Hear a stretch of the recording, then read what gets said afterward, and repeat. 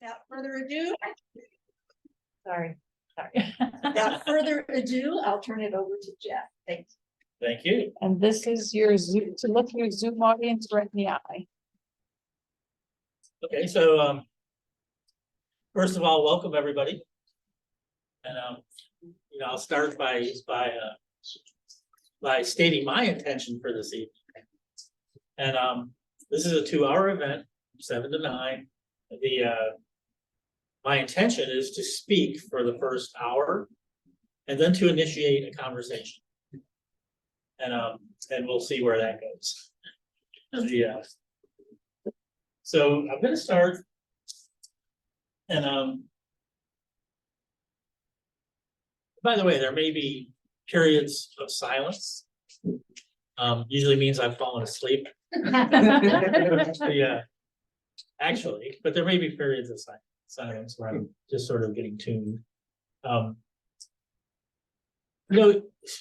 Every spiritual teacher wants to convey a gift. It can be the gift of presence, because the mere presence of a conscious person has a profound impact on the people that he or she connects with. It can be the gift of knowledge.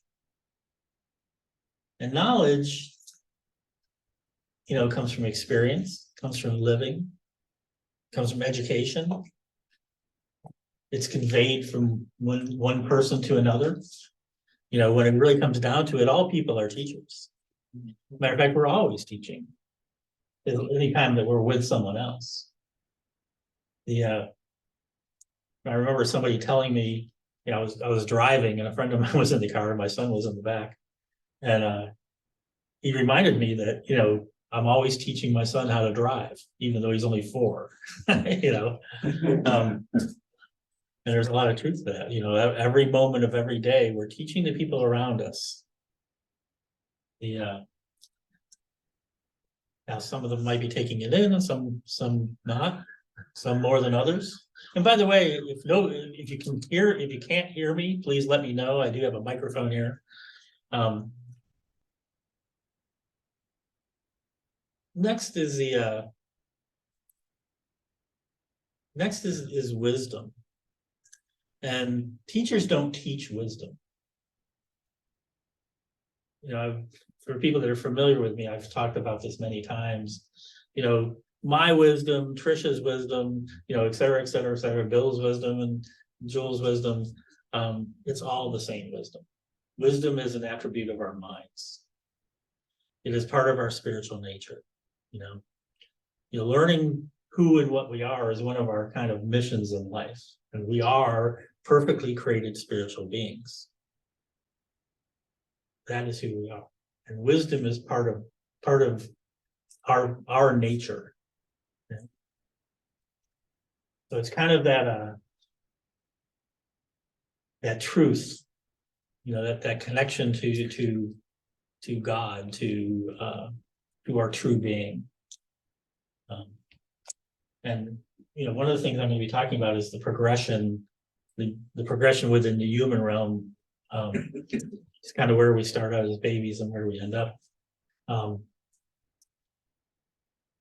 And our access to wisdom is part of that. It's part of that progression.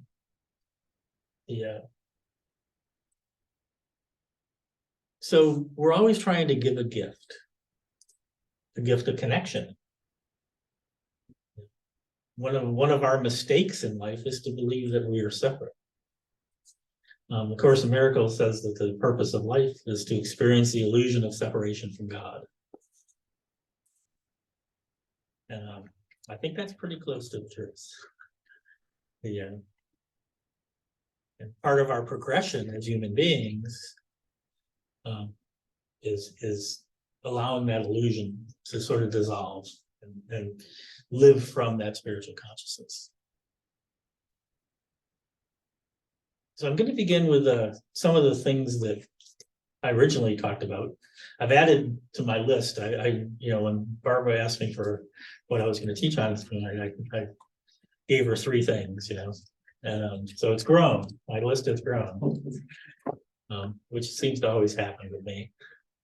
So the next thing I wanted to touch on is truth, and the search for truth. Philosophers and poets and romantics and on, through the centuries, people have been searching for the truth.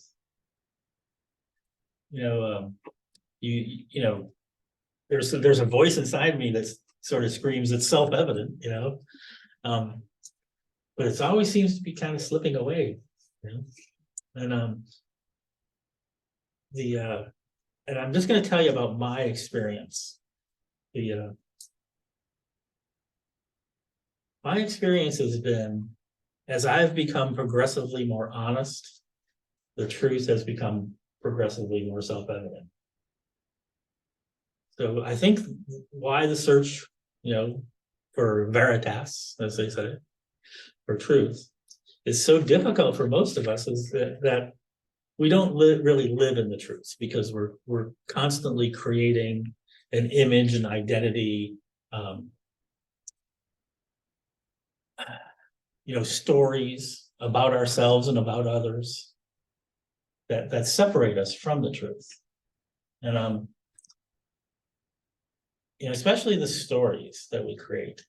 And I had, well, I'll just use this one story that I made up.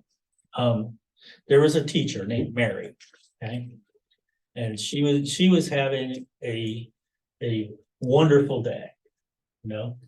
All the kids did great on their tests. They're all behaving nice and everything's going great. She's out in the hallway with a couple other teachers, and the principal comes by and praises her in front of the other teachers. And she goes home and talks to her, tells her husband about it, and he's all psyched up. And so the next morning, she's walking up the front steps of the high school, and the principal's coming the other way.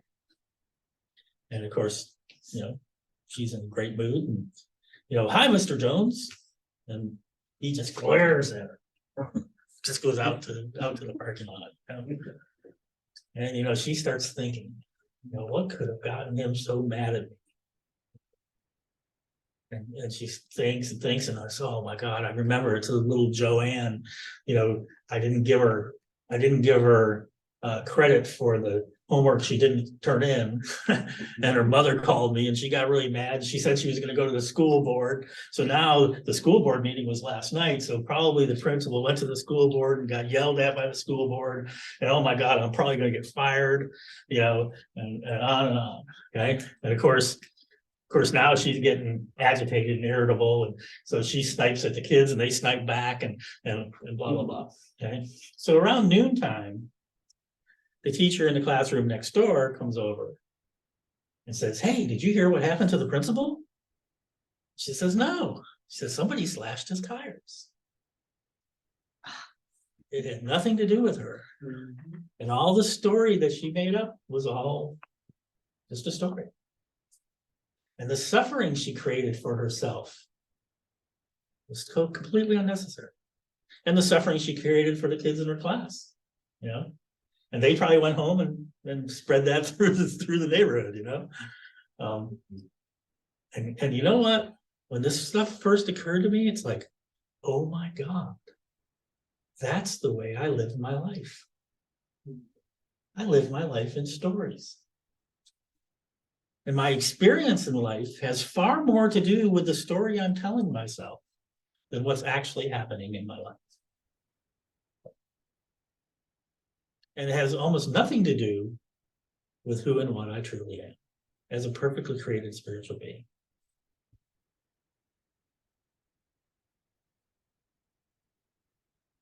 There is a truth. There is truth at the physical level. In other words, there's a reality that exists all through the universe, but definitely all over the world, okay? And that truth would exist whether I existed or not. In fact, it existed before mankind lived on this planet. So there is a physical reality, a physical truth. Okay? There is an emotional and mental reality. Okay? That emotional and mental realities happens when I live in the moment. When I'm not living in the past, when I'm not living in the future, and I'm not living in a story. Okay? I'm living in the now. That is the only place and the only time that Jeff McIntyre actually exists.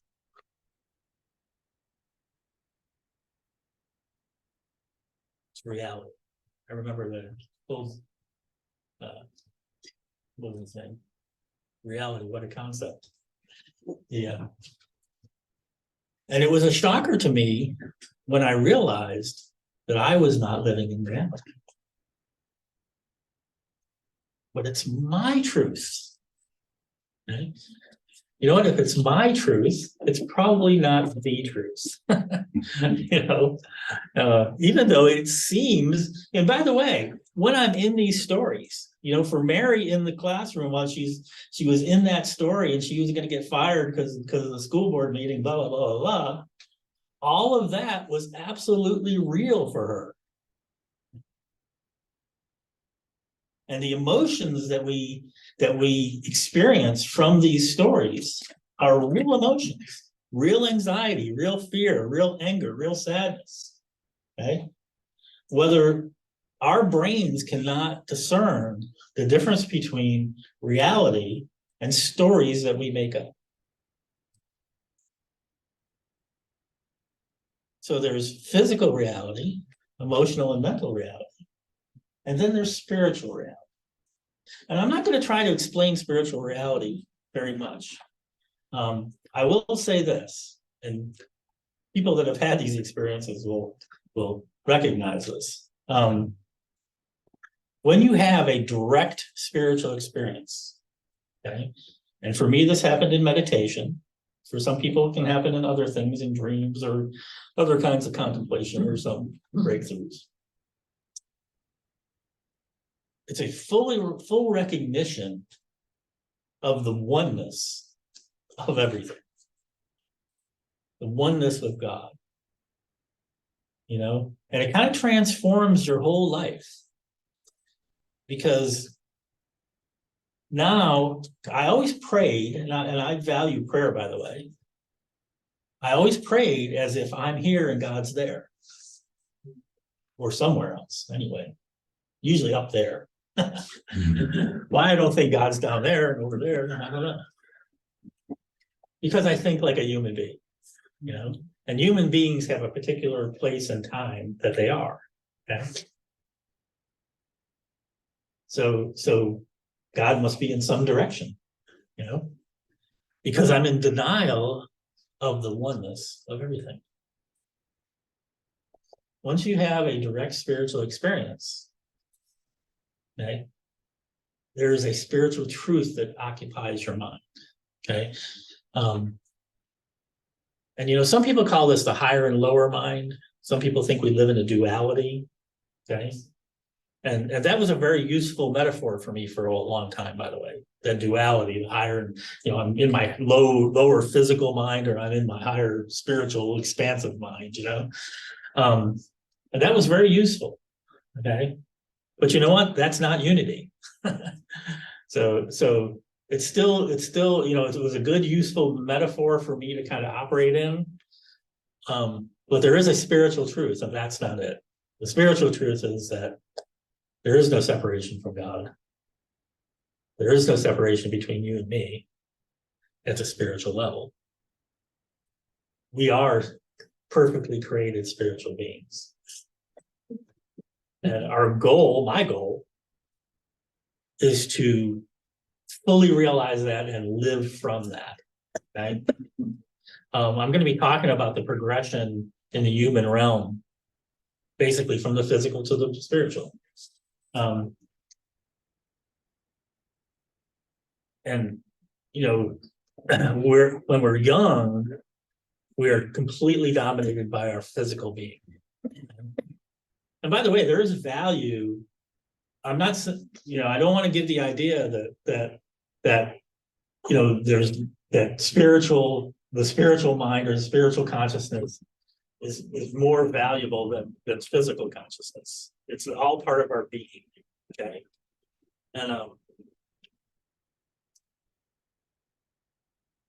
And so that kind of lays the foundation for where I'm going to be going tonight. Actually, I'm going to talk about dreams because you can use dreams, and you know, Tricia asked for dreams. She's interested in that. I'm interested in that. I've experimented for the last 30 years with dreams, and sometimes more than others. A spiritual teacher of mine told me that if you understand your dreams, you'll never go into a day unprepared. And so I'm going to talk about how we can use dreams. You know, does everybody here dream? Is there anybody who has never remembered a dream? Never remembered a dream? No. All right, so everybody dreams. Every human being dreams. Sometimes we remember and sometimes not. And I think I'm going to start there. Because one of the things we need to do is to be able to reliably remember and record our dreams. Okay, so one of the ways to set an intention to remember our dreams is to keep a dream journal. And I will tell you, I'm not good at keeping journals. People who like to write are really good at this kind of stuff. I've never liked to write. I've never liked it. I've actually gotten pretty good at writing, but not mainly because I just had to write in life and I learned it. But writing actually for me was one of those things that I was always ashamed of and embarrassed about because I didn't write well in school.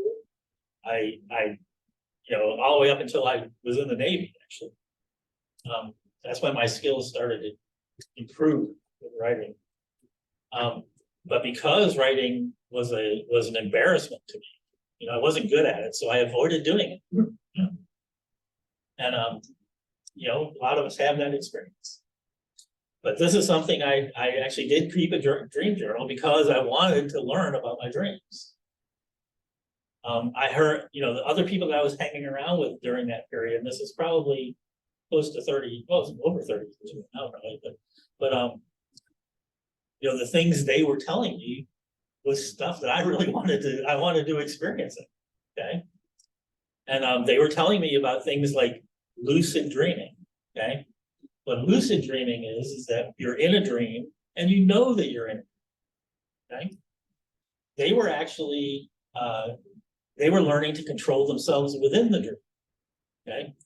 Some of them were creating out-of-body experiences through the dream. Okay. This is stuff I wanted to do. I found it really cool, you know.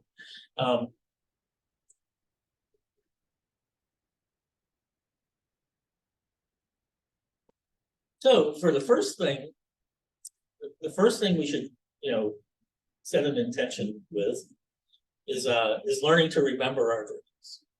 Okay? Best tool for that is to set the intention that you're going to record your dreams.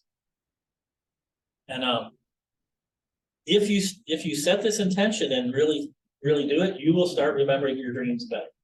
Okay, I don't know anyone who's ever remembered every single dream because you dream every 45 minutes or so during sleep. So everybody dreams 5-6 times a night. There are different types of dreams. So just setting that intention and committing to do it, keep the journal, will help you remember your dreams. Okay. So there are different types of dreams. There are physical dreams. Okay. There are dreams when if I go to bed hungry, I'm going to dream of eating. If I'm going to if I go to bed horny, I'm going to dream of sex. Et cetera, et cetera. If I'm under stress at work, I'll dream of work. If I'm involved in a sports team, I'll dream of playing the sport or whatever. I'm worried about getting in a fight, I have a fight in my dreams. You know, all these things will be processed. You know, it's kind of it kind of makes sense that if I go to bed hungry, I dream of food. It's kind of like my body fulfilling that need within my sleep. Okay. There are emotional dreams, and it's kind of the same deal. Emotions are, by the way, are part of our physical nature. Okay? Fear, anger, et cetera, et cetera, et cetera. Emotions are part of our physical nature. Dogs have emotions, cats have emotions, so pretty much all animals have the same emotions we do. So, at least with animals. I'm not sure. Well, I can just go there.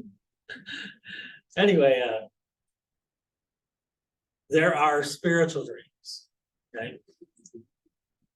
And these are dreams that give us access to our complete nature. There's lots and lots of ways to use these. You know, the first time I was exposed to this kind of stuff is my mother was really into Edgar Cayce. So I read his kind of dream study stuff. And by the way, Edgar Cayce said, because he was really into interpreting dreams, okay? But he said, when he was asked, you know, what does this dream mean? He'd say, the dream means whatever it means to you. Because it's your dream, okay? One of the things we have to remember is that everything in our dream is us, okay? Even though Jewel appears in my dream, doesn't mean it's actually Jewel. It's actually me creating symbology, okay? So it's all symbology that we create. It's a product of our creative imagination, which is another attribute of our minds. And that's important to know. Things are not being injected or projected into our dreams, generally speaking. Now, we can agree to join together in a dream. That is possible. I've actually seen it done. But generally speaking, your dreams are your dreams. You know, and that's bad. It's bad if I used to have nightmares. Okay, this is especially true, but back when I was still using drugs and alcohol, I would have night terrors, really. You know? And that lasted for about a year after I got clean sober, and that went away. Those were my body reacting to the junk that I was putting into it. You know, my brain was sick. So let's get back to how do you use our dreams? Okay, I'll get to lucid dreaming here in a second, because there's just a whole slew of things you could do in lucid dreaming. And you can trigger a lucid dream, by the way. And I'll go into how to do that in a second. I want to talk about something I discovered, basically. Now, like I just said, everything in your dream is you, okay? However, in a conversation, somebody suggested that we can set an intention of inviting someone else into our dream. So I tried Jesus.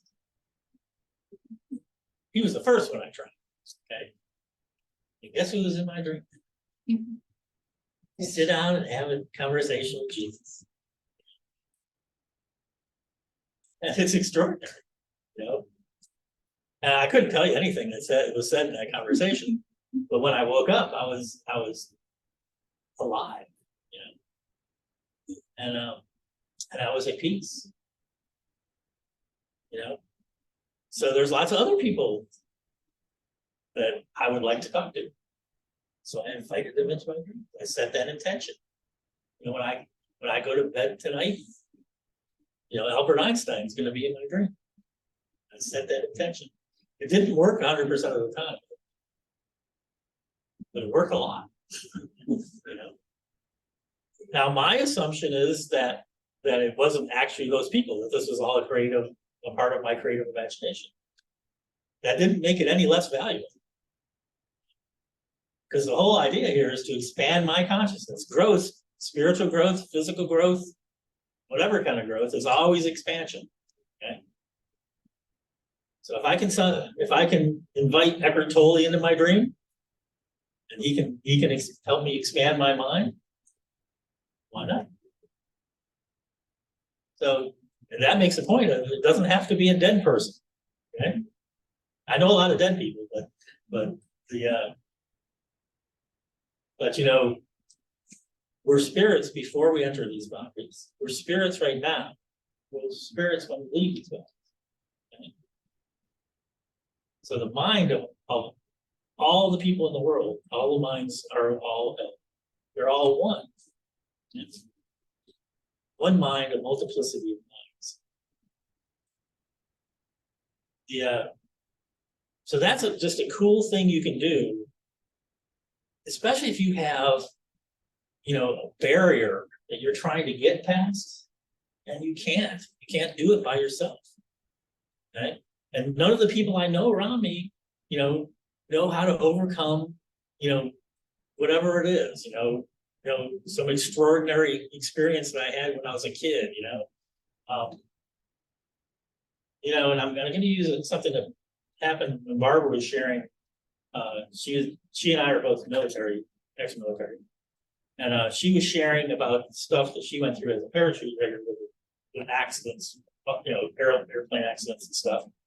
While she was talking about that, boom, I was back on the flight deck, you know, and I saw a guy who get crushed by an airplane. Main mount wheel ran right over his, you know. I'm not going to go into the details of it because it'll probably traumatize people here.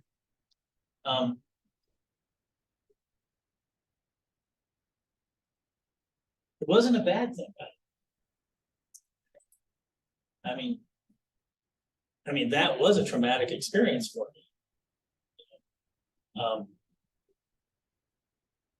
But actually, it kind of, you know, I kind of felt a bond with Barbara because we've had these kind of similar experiences. And so even though it's a sad thing and it's a kind of brutal, you know, it wasn't a negative. You know, if you have something like that you need to process, and there's nobody in your life that's capable of processing that with you, invite Sigmund Freud into your dream. You know? Invite Mother Teresa. You know, invite, you know, somebody who could help you heal. And, you know, it's different. You know, what it takes to heal isn't necessarily, for me, I'm just speaking for myself here. It isn't always somebody who is like super gentle and compassionate. Okay. Sometimes it needs to be somebody who's had a similar experience, that's been through the crucible that you've been through. Even though they're not a gentle person, they connect with you at that very baseline. All I'm saying here, and I'm still talking about dreams here, is that this tool of inviting other people into your dreams. And by the way, sometimes I got people I didn't expect. Okay, I would invite one person. I had a series of spiritual people that I invited, and I remember who it was I invited. Might have been St. Francis, because he wrote a whole bunch of really good stuff. But I actually got this old Buddhist monk, something Rinpoche. But it was really cool, and it was really the person I needed. So just because your expectation isn't met, okay? In other words, there's a difference between an intention and an expectation. Every disappointment in my life, and I've had a lot of them, they were all due to my expectations. Not only that, but I have Kalu Rinpoche, that's who it was, this guy Kalu Rinpoche. I have Kalu Rinpoche in my dream, and because it's not who I expected, you know, what the hell are you doing in my dream? I didn't actually say this. But you know, there was a part of me that wanted to react that way. Yeah. So I have to be careful, and this is true in life too, because life presents us with people and situations that we don't expect. Yeah. And we have a choice. We can embrace it, or we can reject it. Okay. And we're often rejecting huge opportunities, and not just spiritually, in all different kinds of things. You know, I look back over my life and I can't even tell you how many opportunities, you know, I've had where I simply rejected them, or I didn't take action. You know, an opportunity would present itself and I simply didn't take action. So in our dreams, you know, we can set an intention. If you want to have a certain kind of dream too, inviting somebody into your dream is one tool. There are lots and lots and lots of tools. Okay. And I'm not going to take up the whole time here on dreams, but maybe sometime I'll do a course on dreams or something. And if it does seem like I'm jumping around, it's because we can't really complete the whole thing today. But let me talk a little bit about lucid dreams. Because there's a lot of things possible from lucid dreams. And like, I'll just remind you, a lucid dream is a dream that you're in and you know that you're dreaming. Okay? And there's a lot of stuff you can do, okay? You can change the dreamscape, but I don't suggest trying to change the dreamscape. It's much more difficult to control the dreamscape than it is to control yourself, okay? So what I will do is, you know, boom, I'm in this dreamscape, I'm in the mountains of Virginia, you know, whatever it is. And, you know, I want to go to a Tibetan monastery in Tibet. So I'll imagine a door and I'll simply walk through the door and I'll be out of that dreamscape. Trying to actually change the dreamscape is hard, you know. Controlling your own actions is a lot easier. Now, you can have a lot of fun in lucid dreaming. You can fly. In dreams, you can fly. You know, if you're aware that you're dreaming, you can just decide to fly and you can go fly. Yeah, I'm in the mountains of Virginia. Hey, I think I'll just fly over here. You know, fly around and look at galaxies. You know, whatever it is, whatever you want to do.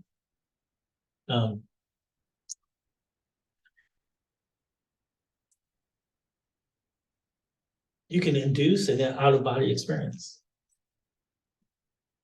And by the way, my advice is to, if you're specific things you want to try in a dream, set the intention before you go to sleep. If you're keeping a dream journal, write it in your journal what you intend to try to make happen. Now, it doesn't mean it's always going to happen the way that you set your intention. Because your mind, your body, your everything, this perfectly created spiritual entity has an agenda of its own. Okay, and we're not always aware of that in our human consciousness. Yeah, it kind of goes back to that thing of you know, I've shared this many times, so most people in here have probably heard it, but very early on in my spiritual development, I heard somebody share, if I align my will with God's will, the entire universe is working with me. Okay. Well, I hate to tell you, the entire universe is working with you, whether you whether you align your will with God or not. You know, there's always kind of like this spiritual wind blowing, trying to move us in a particular direction. This is a metaphor I like to use. And that is always happening. You know, spiritual consciousness is always trying to move me in a particular direction. This is true in my dreams, and it's true in my regardless of what consciousness I'm in, actually. there is kind of a direction that life is trying to move me. And it is working with me because this is stuff that I probably, I probably set this agenda before I entered this body, at least that's the way I imagine it at the moment. I may find out something different tomorrow, but I'll change my beliefs. So anyway, inducing a lucid dream, okay? The method I use is a method that's a friend of mine taught me. And that's when I'm in my dream, if I look at my hands, I'm in a lucid dream. That's the cue. My cue, and by the way, you don't have to have this particular cue. My cue is if I see my hands like this, I know I'm dreaming. Okay. If a black dog runs by, whatever. You set that intention for yourself. And use things that work for you. The key here is that we're asleep a third of our life. Okay, most of us sleep 8 hours a day. So a third of our life is asleep. We have an opportunity. And my goal is to be spiritually conscious 100% of the time. Guess what? That means my dreams too. Okay? And by the way, I did an experiment. This is years ago. I haven't tried to recreate it. I practiced this for months before it actually happened. I wanted to stay conscious the entire time that I was asleep. And so I practiced, I talked this over with the people that I was working with at that time. And but anyway, I actually experienced several times in a row, actually, falling asleep, and I was conscious that I fell asleep. Being asleep, the way I envisioned it was dipping down into a dream, being aware that I was in a dream, coming back up into sleep, dipping down into a dream. And when I woke up in the morning, I was completely rested because I had slept. I was simply aware that I had slept. I was aware when I slept, while I slept. I'm not sure this had a lot of value other than the fact that I could perceive that. Okay.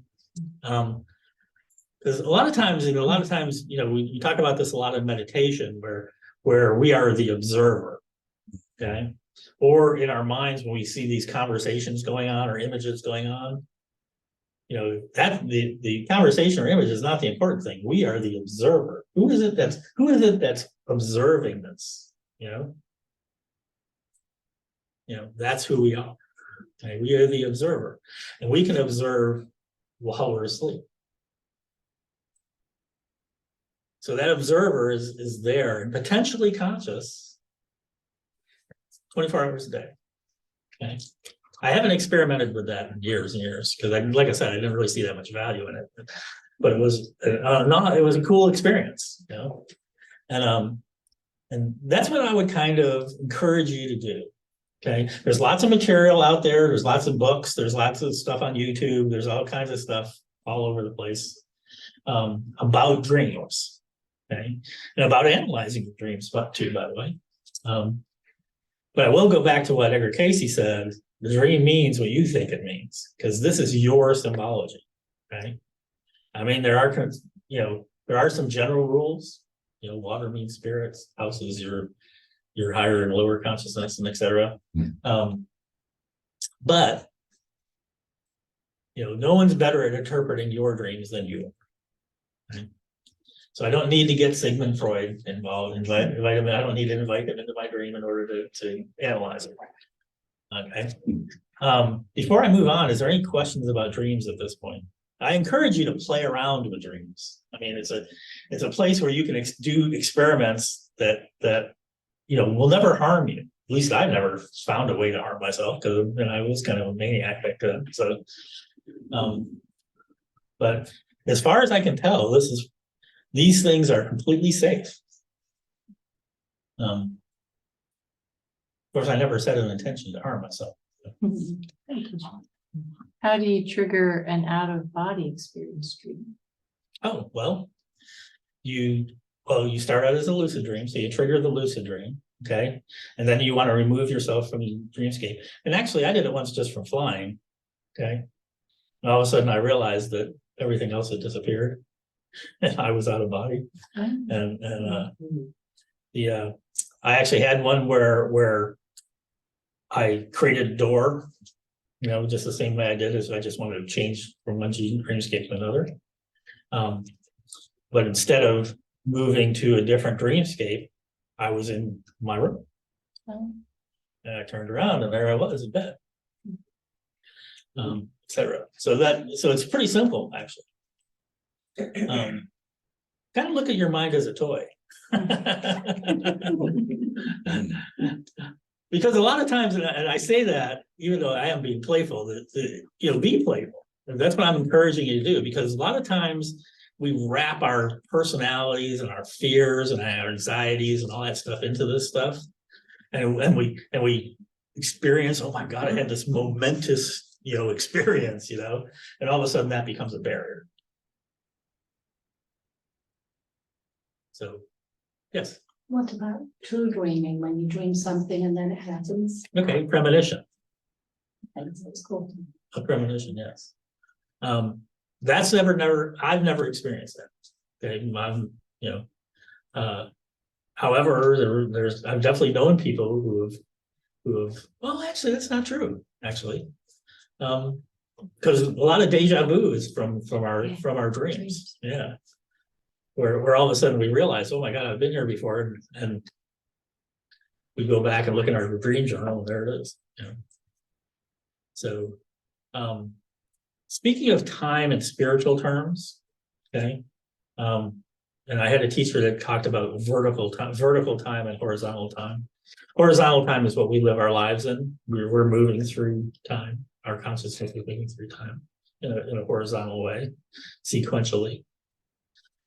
Vertical time or spiritual time is that everything exists. Everything exists all the time. No, it's a timeless state. One of the reasons we have a hard time talking about spirituality or God, God is a timeless being.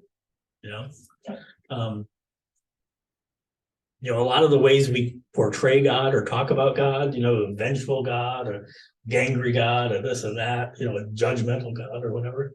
All those things are time-based things. Okay. And God is a timeless creature. Or he's not a creature at all. He's a timeless being or whatever, timeless.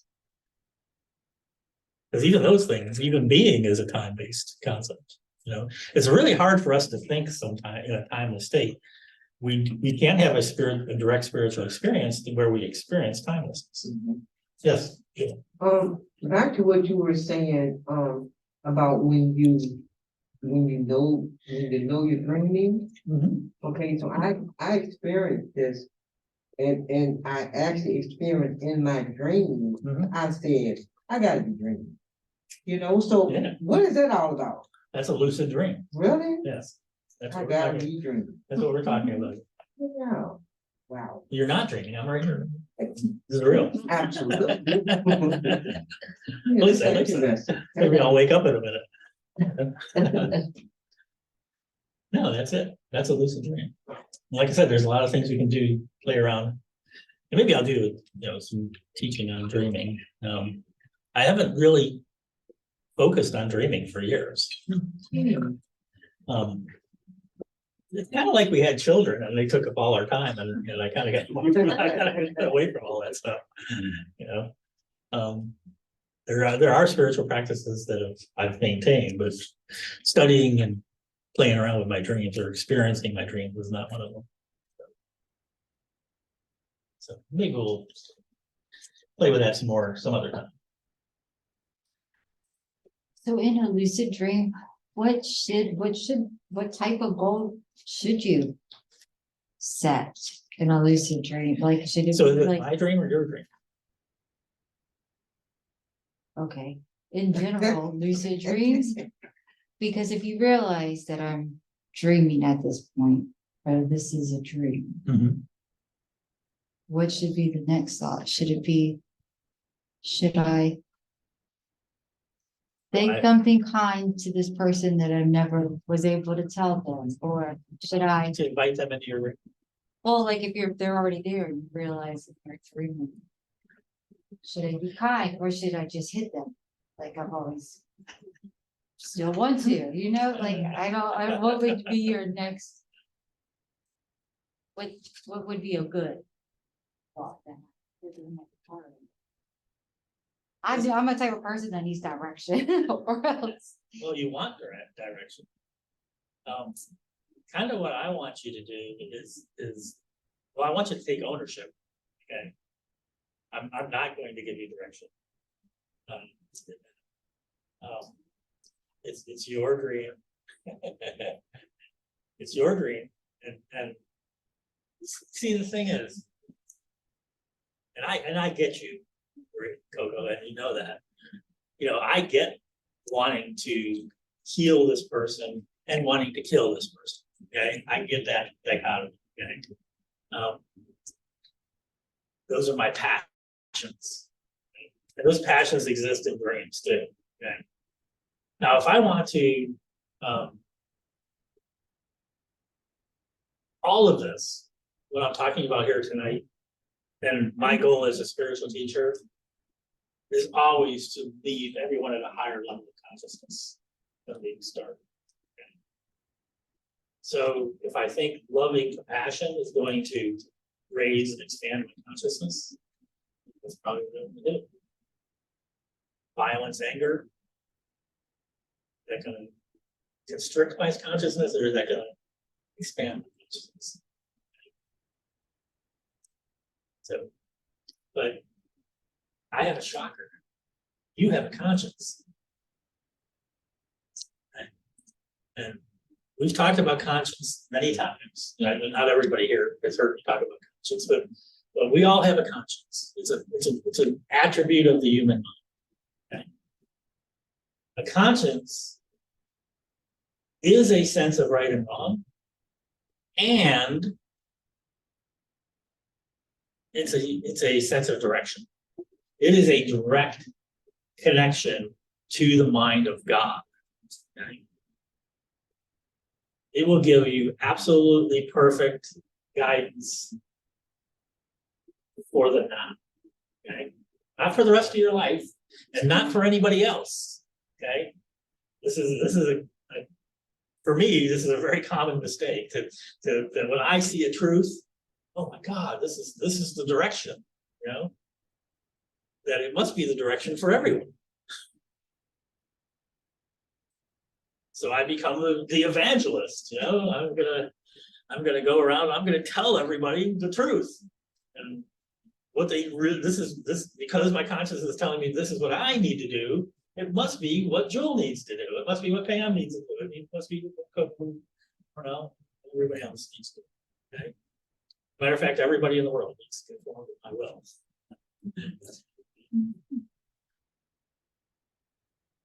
So anyway, there's a little rant. All right, so the last new material, or whatever kind of material this is, that I want to touch on. I want to touch on the progression of that we go through, all human beings. Okay, the progression of spiritual growth within the physical realm. I'm going to begin as a little baby.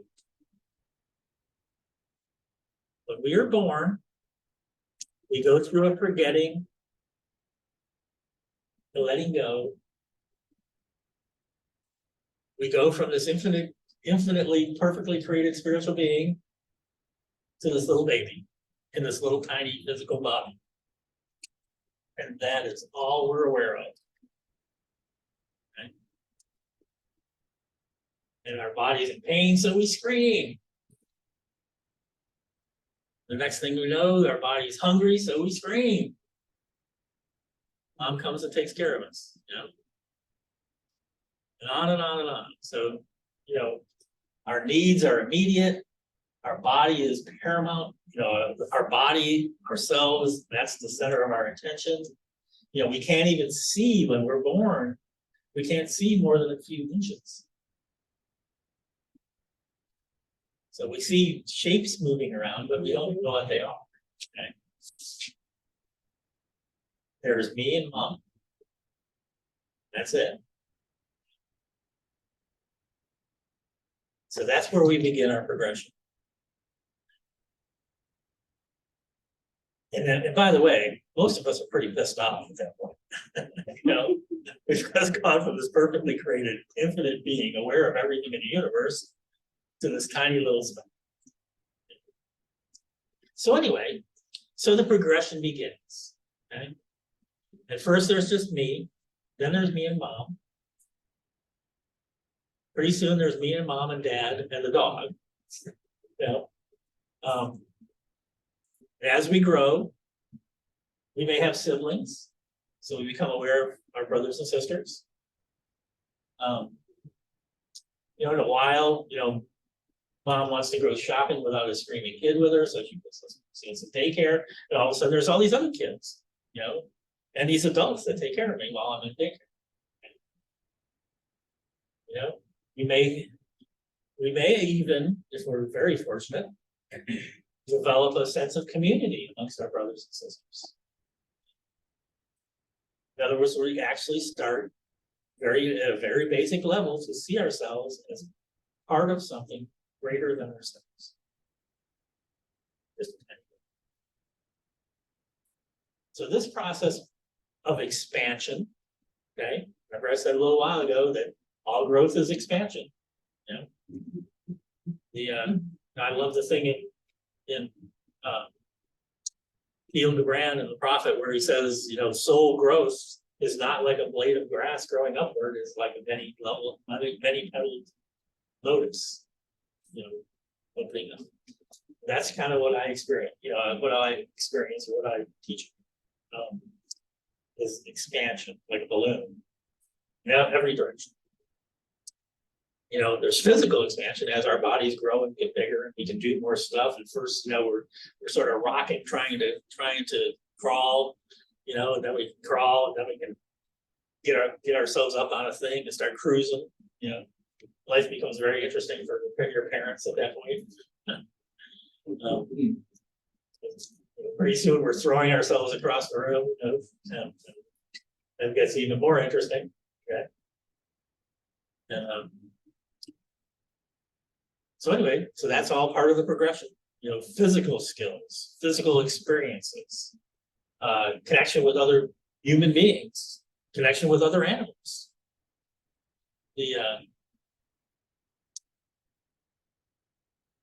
So all of that is pretty much at the physical level.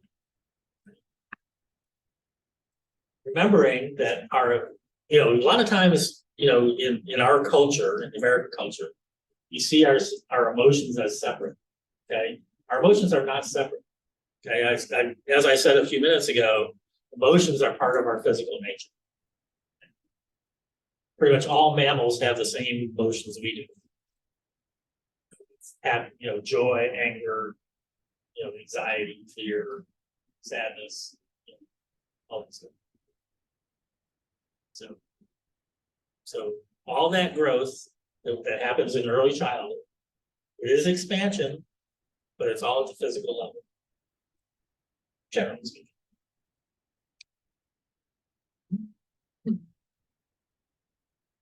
There's something else that starts happening at this point. And actually, Coco sent me a movie about this a couple of days ago. Programming. You know, we begin to get programmed. Okay. We're programmed by our family, programmed by our society, our language, our religion, you know, et cetera, et cetera, et cetera, all that stuff. All that stuff starts to come in. Okay. You know, we have certain habits. You know, families have ways of doing things. You know, and your habits, you'd be amazed if you go back and look at the way you do things now and go back to your childhood and think about the things that you were taught as a child. You'll be amazed at how much of that stuff just that you established a habit when you were 4 years old and you're still doing it, you know? One of the downsides of that is that if, you know, my parent or something had an attitude about something, I often pick, you know, we will often pick up those attitudes and carry them for our whole lives. And a lot of times just be kind of, word I like to use is mindless, you know, because we practice these things to the point of sublimity. Sublimity means that we do it without thinking. One of the things I want to do is live a life consciously, you know, considering the things I'm doing, considering everything. But that's actually the kind of the nature of life kind of programs us into doing things a certain way. Okay. And a lot of times, you know, if you go back to times when we were living in the woods, okay,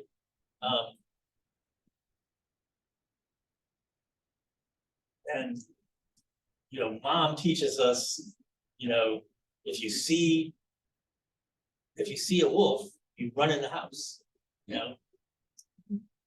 And of course, nowadays we want to reestablish the wolves and all that stuff because we don't remember, you know, walking out into our yards and seeing a pack of wolves pulling our kids into the woods, you know. That's the reason we were afraid of the big bad wolf, you know. So we were taught all these like really basic things, and they become habitual. They become part of our culture. So the programming begins now. In our modern society, you know, I have a granddaughter who's, you know, 8 or 9 months old. My son has already told me that she loves the screens. She loves cell phones. She loves, you know, the iPad, et cetera, et cetera. And so she's already, you know, what an incredible amount of programming is going to happen, you know, although it happened to us too, obviously. You know, we're the television generation, you know, and actually that was kind of a social event in our house where everyone would gather, you know, after homework was done and all that stuff. We would all gather at the television. We would all watch the same shows, all that kind of stuff. So the programming begins, and we start habitualizing behaviors, attitudes, things we think we know. You know, my biggest barrier to learning, okay? My biggest barrier to learning is always what I think I already know. And, you know, just ask me about it, I'm an expert at that, whatever it is. You know?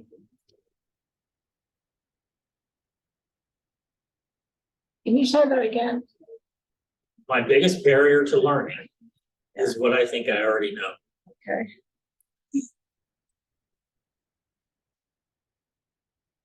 And it's as true today as it was when I started this journey. There are just fewer things I think I know. Anyway, and my goal is to grow. My goal is to learn. And it really takes effort, especially in today, you know, today's American culture is very polarized, right? And, you know, politically, okay? And it really takes a lot of discipline to like see this, well, the issue of today, here it is, to just not say I'm on this team or I'm on this team, okay? So this must be true because the Democrats put it out, or this must be true because the Republicans put it out, or whatever, okay? It takes a lot of discipline to actually look into the background and actually follow the facts to a reasoned conclusion, okay? And but if I want to grow, if I want to actually learn, I have to put forth the effort. And you know, something I say a lot, it's mostly to remind myself, there's no avoiding the work. You know, when it comes to overcoming this programming, you need to look at yourself, dig into it, acknowledge it, turn it over, and move on. And there's no avoiding. And a lot of things are really unpleasant to look at. Things that we bound ourselves to our entire lives. You know, why don't I hate this? Why do I hate this person? I don't even know them. Because I was programmed to hate that person. Yeah. So if we want to overcome the programming, and I don't have time to go into all the thousands of variations of programming that we've been subject to. The first tool for getting over that is self-examination.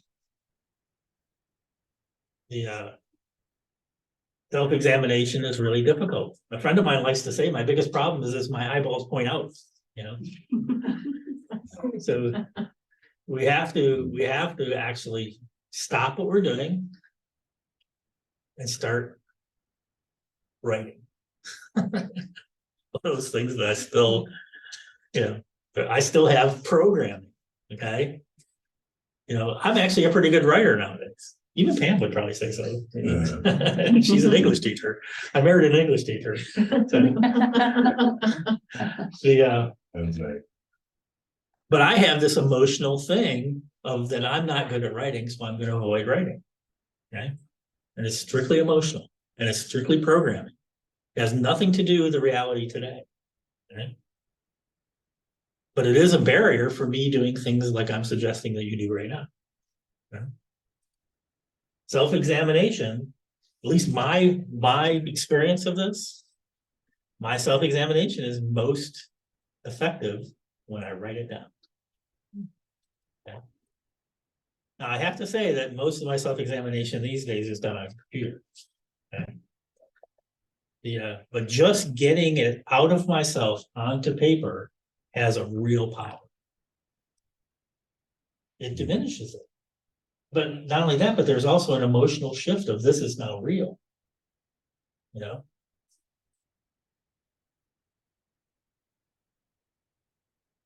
Now, most of the self-examination, the early stages of self-examination, okay, at least this is my experience. The first time we kind of go through and take our own inventory, okay? That's what we call it in 12-step programs, taking our inventory. The first time we do that is mostly what we've done and what's been done to us. Okay? And the emotional stuff that goes along with those, okay? The second time we do it, emotion starts to create it. And this kind of, when I think of honesty, I kind of think of it as like I do truth, okay? There's a physical level of honesty, there's an emotional level of honesty, and there's a spiritual level of honesty. The physical level of honesty is getting honest about what's happened to us, what we've done, what's been done to us, what the effects of that was, okay? Nothing ever changes until we acknowledge it.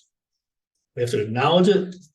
Generally speaking, if you have a trusted mentor, which I suggest if you don't have one, you get one, okay? Or just a trusted friend. They don't necessarily have to be a mentor. But somebody that's trusted, that you can share intimate things with. Most people know that I work with people with serious mental illness, okay? Generally addiction and serious mental illness. I used to just work in addiction, but my job today is actually as a mental health peer where all of my clients have serious mental illness of one kind or another. I had a client a while ago that starting when she was a baby, her mother sold her, would rent her out, to perverted men. And that went on until she was 13 years old. Okay. She's programmed.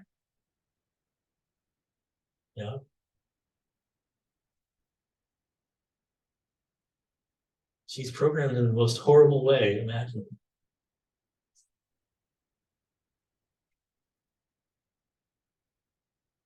she today is willing to examine that stuff. And she actually moved up to Pennsylvania not too long ago, but she had created a good degree of freedom. Obviously, it's going to take years and years and years to heal those kind of wounds. But we all have these wounds, you know. And I don't want to trivialize this. Okay, I had a client years ago, decades ago at this point, who was traumatized, and the trauma was real, and the sadness was real, but what the thing that happened that traumatized her is that when she was 6 years old, her mother took her teddy bear. And to her, she experienced that like losing a child. Okay? And I will tell you that it was really hard for me at the time to accept that trauma was real. You know, because there's this adolescent part of me that said, "Hey, what the heck?" You know, why is that a big deal? You know, but as we expand, we can relate to more and more stuff. But and I can understand what it would feel like to lose a child, and to a 6-year-old, that stuffed animal was alive. You know, and I actually experienced that as a child. In love with my stuffed animals. Yeah. So you don't have to have like a real dramatic background for self-examination to be beneficial. Be honest to your own feelings, because I will tell you that if my biggest trauma in my life was losing that stuffed animal, I wouldn't want to share that with somebody else, okay? Because it's too trivial, you know what I mean? It's too easy for me to trivialize it. So be honest, be true to your own feelings, regardless of the source, you know? I was a very sensitive child, okay? You never would have known it. Yeah, but I was easily hurt. I was sensitive. You know, a lot of the rejection, when I went back and looked at my life, a lot of the rejection that I actually experienced was mostly in my mind. A lot of the suffering that I experienced in my life. And I don't want to infer that the suffering isn't real. The suffering is absolutely real. The emotions involved are absolutely real. But a lot of the suffering in my life came directly from stories that I had made up. Things that as a child I'd misinterpreted. You know, when I went back to make amends, okay, because part of our program is making amends. So I went and talked to my brothers and sisters who I needed to make amends to, and literally got stopped and said, "Jeff, that's not what happened. This is what happened." And they were right. You know, they were older than me. I misinterpreted what had happened. You know, I had one of them, and I need to move on because I'm going to run out of time. But I had a very traumatic experience when I think I was 3 or 4. I lived in Ithaca, New York, and behind our house was this huge house on this hill that we lived on the side of. But this huge white house and huge landscape was above us. And anyway, they had a gardener. The gardener's name was Silas. And Silas absolutely loved Jeff. This little 3-year-old, 4-year-old Jeff. And of course, Jeff would help, you know, Silas do his gardening and all that kind of crap. And I remember Silas riding me in the wheelbarrow, you know. And it was one of those relationships that only a 3 or 4-year-old can have, you know. It's just that kind of open, complete love, you know. And one day I heard a commotion outside of our house, and I ran outside, and Silas was being put into an ambulance. Okay, so I ran over to my next older brother and said, "What's going on here?" And he said, "It's Silas. He's dead." I said, "What? What are you talking about?" He says, "Silas, he's dead. He'll never, you know." And I said, "When will he be back?" And he said, "He'll never be back. He's dead." And so obviously I was crushed. I made a decision right there at that moment to never love like I loved him ever again.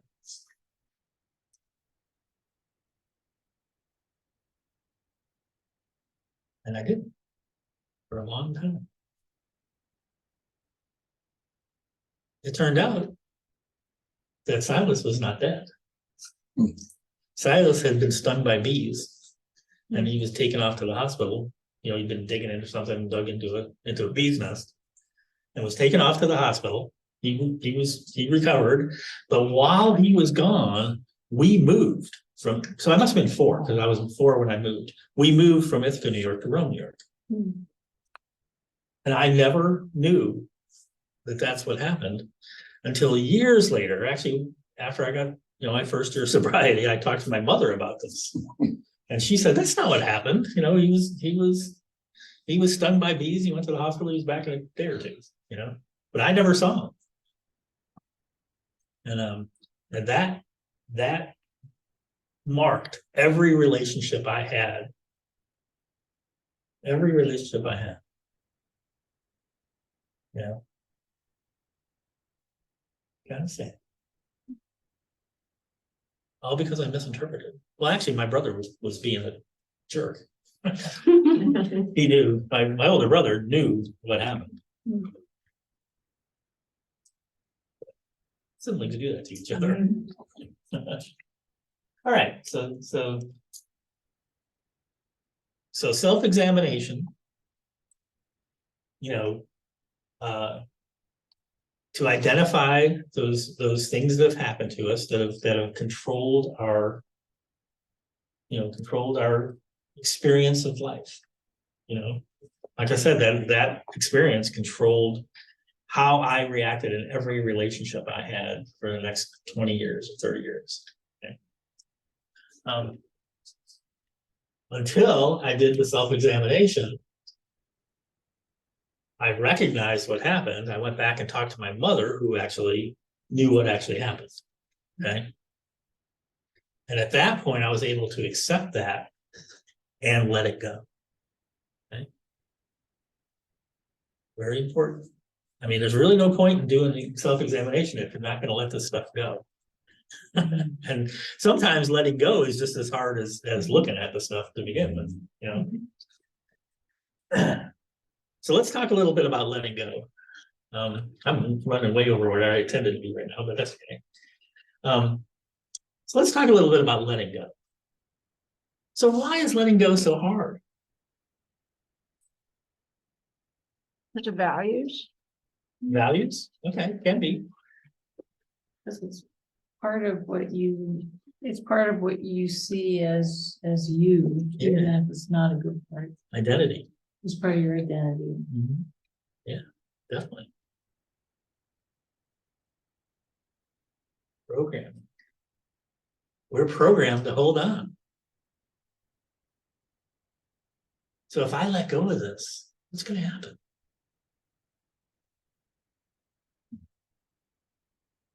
Will the Earth spin out of its orbit?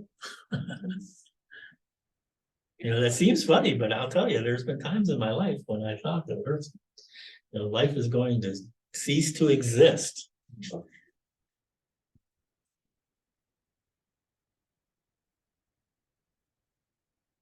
So, give me some examples of things we need to let go of.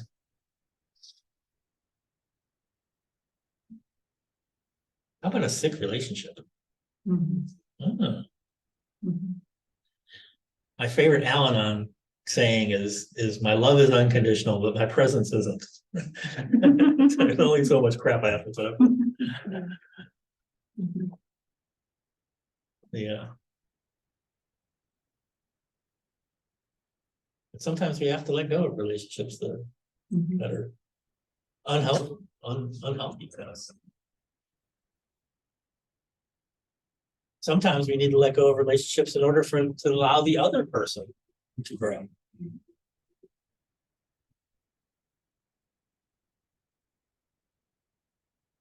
I found in my own personal archaeology that some of the hardest things to let go of are things I'm afraid of.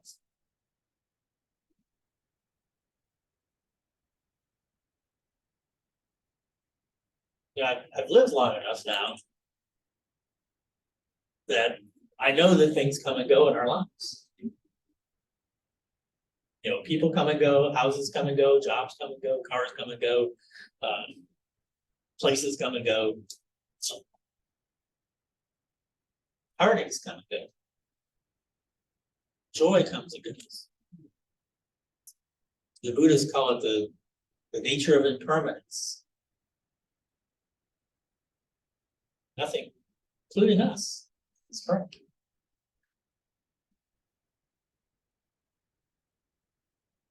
Identities, really difficult to let go. Somebody's been around as long as me, Bill would be even worse. Because we've had, I've had 100 identities. I don't know how many identities I've had. Some identities are based on our family. You know, I'm a brother, I'm a sister, I'm a mother, I'm a father, I'm a grandfather, et cetera, et cetera. And uncle, nephew, niece. Those are identities. Some identities are based on professions. I'm an engineer. I'm a sailor. I'm a pilot. I'm a whatever. Today I'm a counselor. I'm a whatever. A rocket scientist.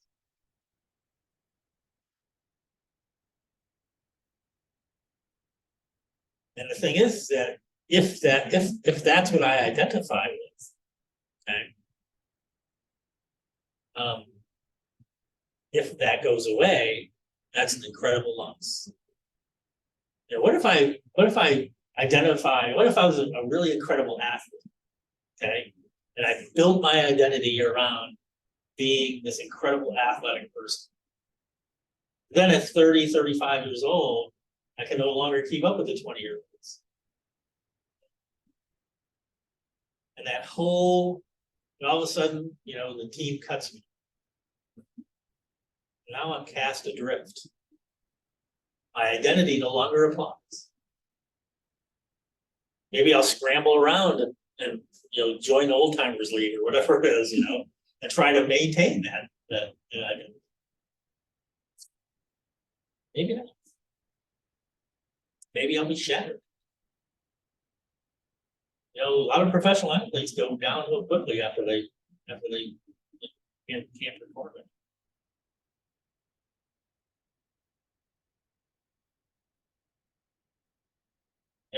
We're parents, being a mother, how hard is it when the kids leave home? There's this big hole, big empty hole.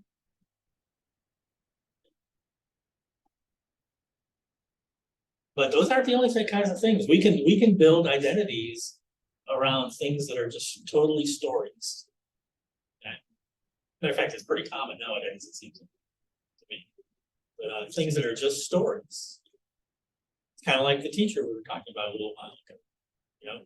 I think the biggest, most destructive identity that I had in my life is failure.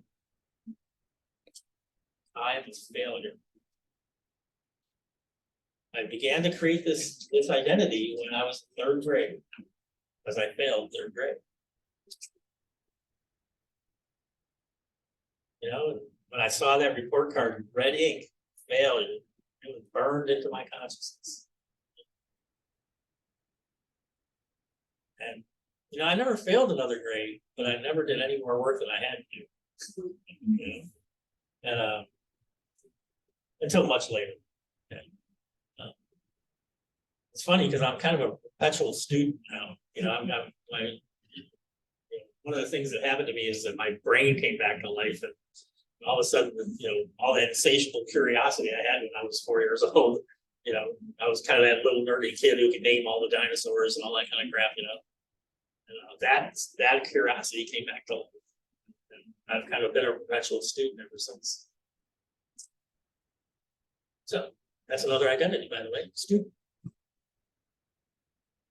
Yeah, I know. For me, I had to create a whole new identity because it's an addict for 30 years. Yes. And in order for me to become the person that I am today, I had to create a new identity. Yeah, and let go of the old. I had to let go of the way I was thinking. My whole way of thinking had begun 180-degree turn. That's everything. Everything that I was thinking was not working. Yeah. You know, in order for me to be a new creature in God, I had to let all that go. I had to have a new way of thinking, new places that I went, people that I dealt with, People, places, everything about my life had changed. And it didn't happen overnight. I was gonna say, I had to make a 180-degree turn, but I probably made it 20 degrees at a time. Yeah, it didn't happen overnight, like I said. Yeah, You know, it had to come gradually, you know, and I had to discipline myself There's no avoiding the work.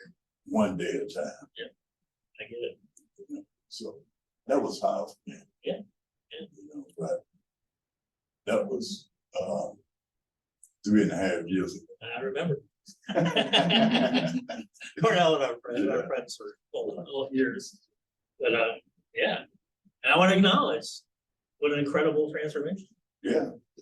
So I mean, God is the way for me today. There's no other, it's nothing else. No more than just give myself every day. You know, I had to do self-inventory every morning I wake up. After I wake, then I meditate on what I read. So that had to happen. that's all part of that transition. That's it. Yeah. And transitions go on every day. So really good. I'm going to use this as an example if you don't mind. Yeah. Not too specific. So we do our self-examination. We realize where we are. We start letting go of the things that we need to let go of. Okay. You know, for most of us, as we take inventory, as we share with someone else, as we let go, there's this huge sense of release. A lot of those old fears just sort of disappear, fade away. Yeah. It's the beginning of the next thing I was going to talk about, and that's awakening. So we go from self-examination. You go from programming, okay, to self-examination, to letting go, to awakening. Okay, it's because when all these things that all the programming, all the identities, all that stuff are a distraction. Distraction from what? You want to take a guess? Who and what we truly are. Okay. Perfectly created spiritual beings. So what happens there's a progression as we let go of this thing, this thing, this thing, this thing, for, letting go of the things we think we already know, becoming each thing I let go of, I become more open-minded. Okay. If you can live life with a completely open mind, what an incredible way to live. Every time you turn a corner, there's like a whole new universe to play around. So with this awakening comes freedom. People that know me have heard one of my favorite sayings is, freedom is the manifestation of the highest levels of consciousness. Dependency is a manifestation of the lowest level of consciousness. Okay? So as we let go, one thing after another, this awakening begins to occur. And our world begins to expand. And we start becoming aware of things within ourselves that we were never aware of. Okay? We can start taking, exploring new paths of experience, new paths of thought, new paths of relationships, new paths of community, new paths of unity. You know, everything, more and more and more, everything, eventually, if we let go of everything, everything opens up to us. So with awakening comes freedom. Now, freedom from what? Freedom from fear. Freedom, you know, and you know, a lot of times when we speak, sometimes we'll talk about humility, okay? And I always thought of humility associated with humiliation, you know? But it has really humility has nothing to do with humiliation. I see humility as open-mindedness and honesty, okay? And open-mindedness both in and out, okay? In other words, I'm willing to consider everything that life presents me with. I'm also willing to share everything that exists within my mind, okay? And my experience, and my language and identities and programming and all the other crap, you know? Because, you know, these things that were barriers to our growth before, okay, become the tools we use to connect with other people. Okay. Go ahead. Well, I have to say that Jeff has a way of like slowly waking people up, that you wake up. And one of your things that you did, and I'm rushing to other individuals too, is like he will look directly at you and say that he accepts you exactly how you are right now. So everything you've done is okay. Like I accept you, you know, exactly as you are. And I think that helps diminish like, some negative energy within groups. Like, because then you don't have anything to like hide under. Like you're just like, okay, well, damn, and you just open to receive. Yeah, he just got that thing about him. But it's all of these things, the acceptance, the humility, the honesty, and then it just all just kind of feeds in the whole group and circle. It's just keeps on multiplying. Thank you. And thank you for bringing that up. Because I do accept you exactly where you are. This moment, you need to change nothing And if you didn't to believe it, be, you to would be hear it. acceptable to me. You would say it again, because I would talk over him. And he would say, "Did you hear what I said?" And say the same thing. Yeah, And truly, that is one of my goals in life. Okay. I want to, each person I meet, regardless of circumstance, I want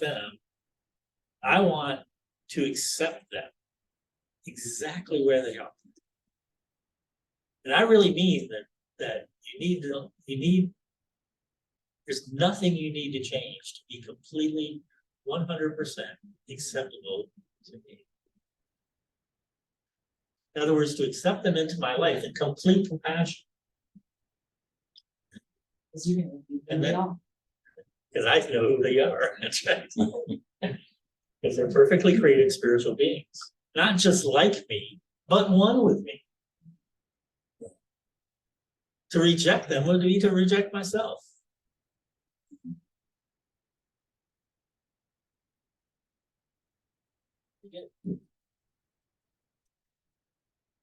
So, and that's one of the things that are the fruits of this awakening that we're talking about, okay? Because as we let go of things, we become more and more and more conscious. So why does holding on to things, do you think, keep us from being conscious?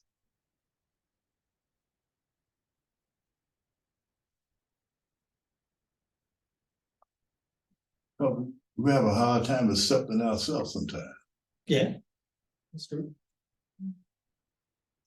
you know, and you don't really know how to deal with when you find out who you are, you don't know exactly how to handle it.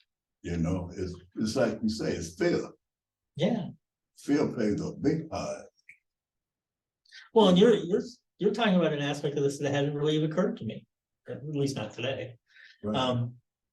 And that's that if I accept who I truly am, Right. that's going to change my life. And But I don't know how that's going to change my life. It's going to change in ways that I never dreamed of. that's why we have to trust in the Lord with all we have, Yeah. you know, and just rely on his word that he is who he say he is. Yeah. Not only that, but you have a conscience. So Exactly. you can trust that. Right. That direct connection to the mind of Christ. As you would say. That's why I need a personal relationship with God. Yeah. That's why I need it. You know what I mean? Because that way I can let go and let him take control of my life. You know what I'm saying? Align your will with his will. The entire universe is working with you. Exactly. That's what kind of people mean when they say, when God is for me, who can be against me? What are you gonna say, Cody? But part of that, of the awakening was just like another person's willingness to accept you, see you, Mm-hmm. be honest with you. That willingness just kind of spreads too. Mhm. And other people become willing to see themselves differently. Not Mhm. let go a little bit. Well, not only that, but when you can accept me unconditionally, okay, and I get that you're actually doing it, okay, maybe I can go to the next person, Mm. do it to them, or do it for them, do it with them, Amen. because there's a level of unity there. You know, we move from being this little baby who's separate from everybody else in the world, right? And as we become more and more expansive, we also become more and more unified. You know, my experience, and this is something people that know me have heard this 1,000 times. Mm. My experience of spiritual growth is to grow from a self-centered, self-conscious, selfish mentality to a more expansive, inclusive, unified consciousness. Okay? That's the process. Yeah. So now we have this awakening, and it begins as we let go of things. The awakening starts to expand, starts to encompass more and more of our lives as we let go of our identities and our barriers and our fears and our anxieties and all these things in our life. Our awakening expands. We get to a point where our spiritual consciousness, that perfectly created spiritual being that we are, okay, that's what we actually are.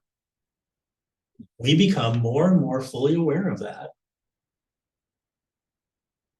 And I'll go back to that higher and lower mind kind of thing. Our higher mind, our spiritual mind, spiritual consciousness, the consciousness of God, the unity with God, that becomes to dominate our lower mind, our physical mind, our human consciousness. We expand our human consciousness into the infinite spiritual consciousness.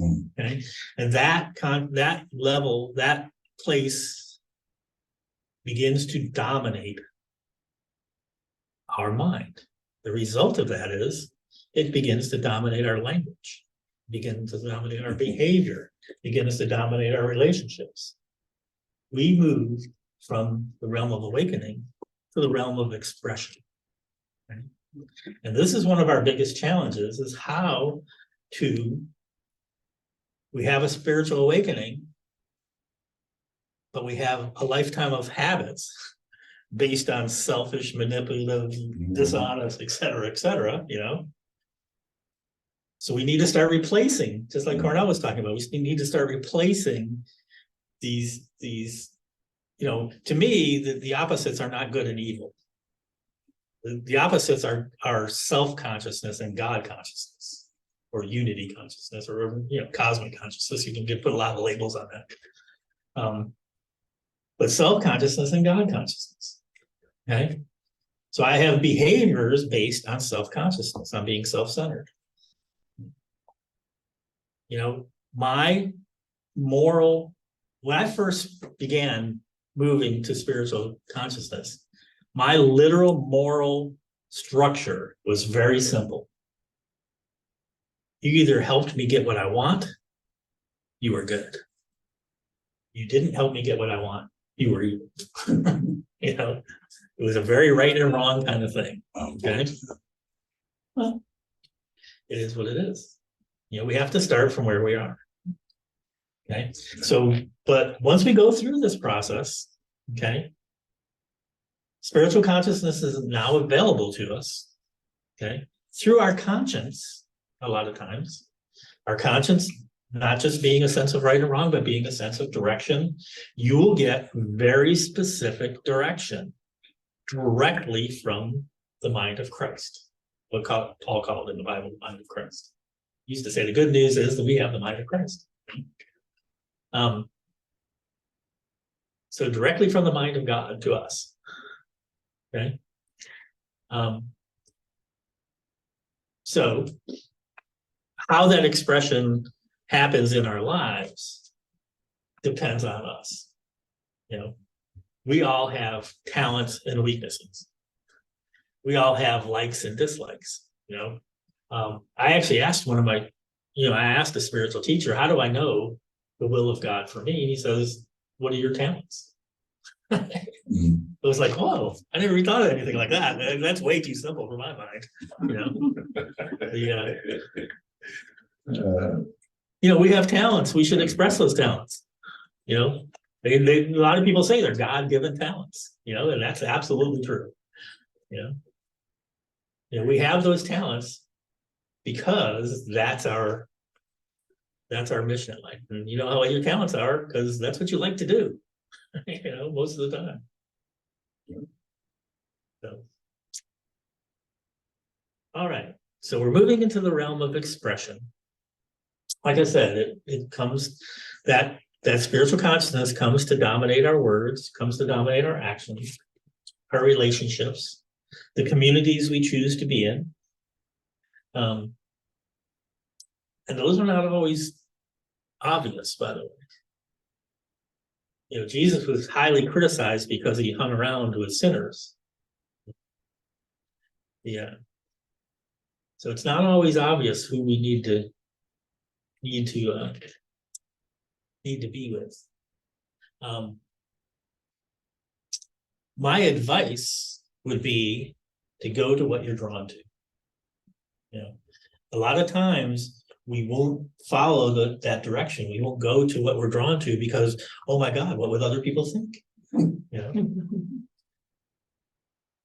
Or just like Cornell was expressing just now, sometimes I don't know why I'm doing what I'm doing. This is crazy. And then all of a sudden, boom, there's the answer right in front of me. You want to have, this is an extraordinary way to live that I'm suggesting. I'm suggesting that you trust your conscience. And like I said, this expanded concept of conscience, where it's not just a sense of right and wrong, it is a sense of direction, and you can get very specific directions. Yeah. When we do our self-examination, these are kind of things that we should look at. It's not just the horrible things. It's not just the wonderful things. We should look at these little mundane ways of thinking, of behaving, of relating to our environment and the people around us. Okay? All these little things. Because if we don't identify them, we won't let them go. Okay? So if I meditate every morning, and I do meditate every morning, but if I meditate every morning, but I don't do this other work, I'll be one of those people that meditates for 30 years and still can't get quiet. we have the life that we create, which is really what you just said. Law of attraction is great material. One thing I would caution against, and it's just, I actually just went through the process of self-examination. So where we identify all these fears and anxieties and the habits, mostly, mental and emotional habits that get us to that place. To just sort of leave that behind and jump to a place where we're just full of abundance and blah, blah, blah, probably won't work. We generally, like I've said several times, there's no avoiding the work. Okay. And I would suggest self-examination where you actually write that stuff down. And if you have somebody that you trust to share it with, share it with them, and then let it go. Yeah. That stuff is going to be in the background. Yeah. All right. So we got 5 minutes left. And by the way, you're still all completely acceptable to me. Thank you, really. Jeff, can you interpret a dream for me?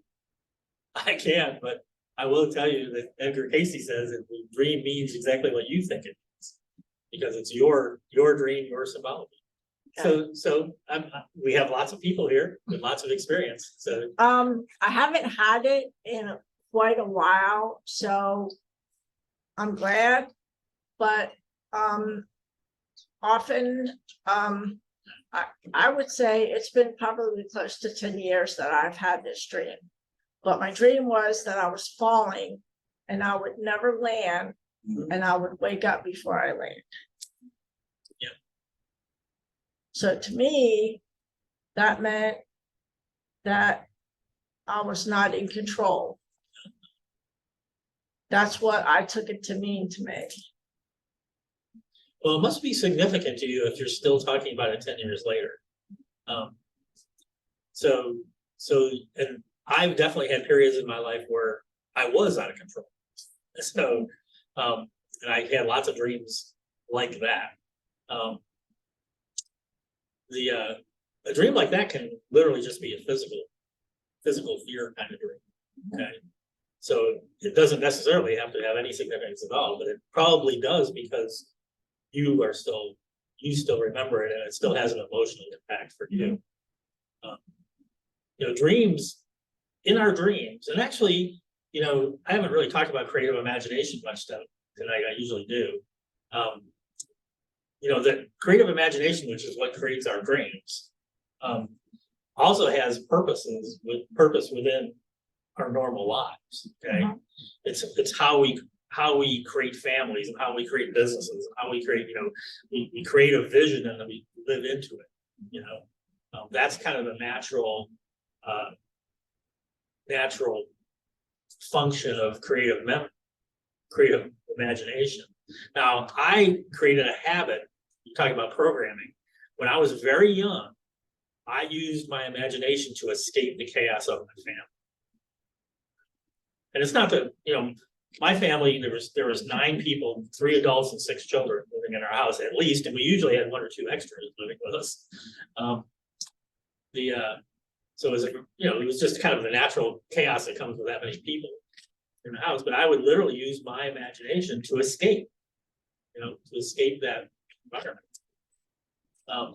And I created a habit of that. And escapism became a habit of mine. And it led me into addiction, just like Cornell. It led me into addiction because my drug use was all about escapism. I used drugs and alcohol to change how I felt, and I did it to the point where I couldn't do anything else. That's programming. All right. I feel that we're pretty close to being done.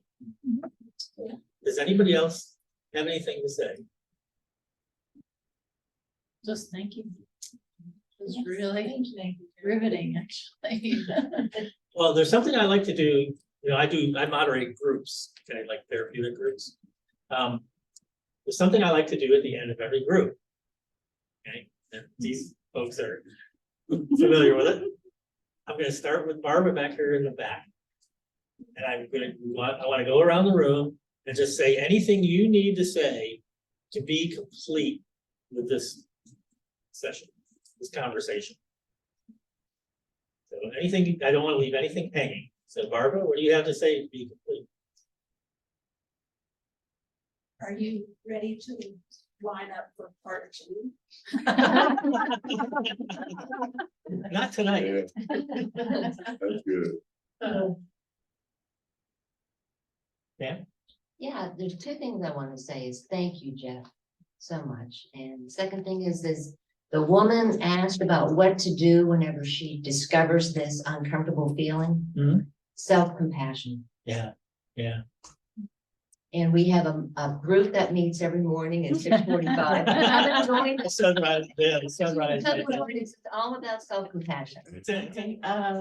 I just want to say thank you so much for driving 3 hours to be here tonight, and you're gonna be driving back home. I'm glad I attended. I got a lot out of your entire talk. So thank you very much. It was very good. I enjoyed it. Thank you. I second David. All right, let's keep going around. I found it very interesting. I'm at the point where I've gone through a lot of that. Mhm. And so I made many changes at certain times in my life. And I could resonate with what you were saying. And so thank you. Awesome, thank you. So thank you for driving so far. Yes. And thank you for both coming. It's nice to finally see you after all these months. And I just want to acknowledge that I'm at a phase of letting go. So I'm anxious to keep at it and to get to the awakening phase. Well, if you let one thing go, you've begun the awakening. Yep, Just continue the process. yep, Awesome. just stick with it. Right. Yep. Excellent, thank you. Trish? Somewhere in all the listening, I just had a little bit of my own epiphany about some things I've been dealing with, so I appreciate that very much. Thank you. A new insight on what was really bothering me about it. And potentially a way to deal with it. So, thank you. Excellent, thank you. Okay. Well, I feel. Wakened, woke. I'm glad you. Not that kind of woke though, but I just feel really connected. I'm glad that we were able to participate here with you guys, and I got to actually be in the room with y'all because I have watched some of y'all because of Jeff cares for y'all. So it's nice to be able to connect with you guys. So because Jeff has that ability to help get people to connect or just be open to connecting. And I'm glad I saw that come through. I think this is going to be the best one ever. If not, but close to it. Because you Just put these started on Zoom. Do you put these on? I think we do. on your Yeah, we'll put it up. Actually, it might go on the YouTube. Even. because you Yeah, that's fair. Okay.